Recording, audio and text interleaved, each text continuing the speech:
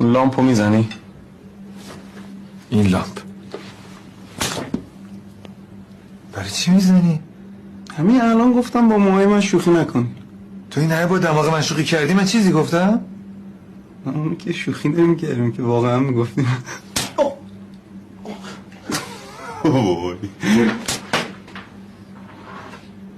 برای چی منو میزنی؟ نمیشه که ما بخوریم تو همینجوری وایسی. من دارم براش آبدوخیا درست میخوام. من لباسم مویی شده. پلیور داری عوض کنم؟